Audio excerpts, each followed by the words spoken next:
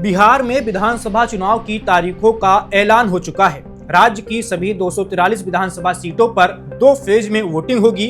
6 और 11 नवंबर को बिहार की जनता अपने मताधिकार का प्रयोग करेगी। इसके बाद 14 नवंबर को चुनाव के नतीजे घोषित किए जाएंगे। चुनाव आयोग ने सोमवार शाम प्रेस कॉन्फ्रेंस कर ये जानकारी दी है। बता दें कि बिहार में पहले भी 3 बार नवंबर महीने में चुनाव हो चुके हैं और हर बार के नतीजों ने बिहार की सियासत की तस्वीर बदल दी है। सबसे पहले बात करते हैं साल 2010 की।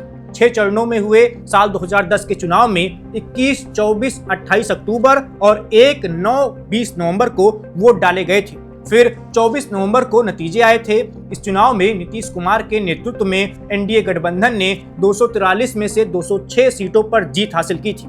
जेडीयू को 115 और बीजेपी को 91 सीटों पर जीत मिली थी। वहीं आरजेडी को 22, कांग्रेस को 4 और लोक जनशक्ति पार्टी को सिर्फ 3 सीटों पर ही जीत मिल पाई थी। बता दें कि इसके बाद 2015 के चुनाव में भी नवंबर में ही वोटिंग हुई थी। 5 चरणों के इस चुनाव में सबसे पहले 12, 16, 28 अक्टूबर को, फिर 1 और 5 नवंबर को वोट डाले गए थे। 8 नवंबर को मतों की गणना हुई थी, यानी नतीजे आए थे। इस चुनाव में महागठबंधन की जीत हुई थी। उस चुनाव में महागठबंधन का स्वरूप क्या था? उसमें कांग्रेस थी, जेडीयू थी, आरजेडी थी। आरजेडी को 80 सीट मिली थी, जेडीयू को 71 और कांग्रेस को 27 सीटें हासिल हुई थी। वहीं बीजेपी सिर्फ 53 सीटों पर सिमट गई थी और कुछ सीटें छोटे छोटे दलों को मिली थी। फिर आता है साल 2022 का चुनाव। ये चुनाव भी नवंबर में हुआ था। वोटिंग 28 अक्टूबर, 3 और 7 नवंबर को हुई थी। फिर 10 नवंबर को चुनाव के नतीजे आए थे। इस बार एनडीए को बहुमत मिला था। बीजेपी को 74 सीटें मिली थी, जेडीयू को 43 और विपक्ष में आरजेडी को 75, कांग्रेस को 19, सीपीआई-एमएल को 12 सीटें हासिल हुई थी।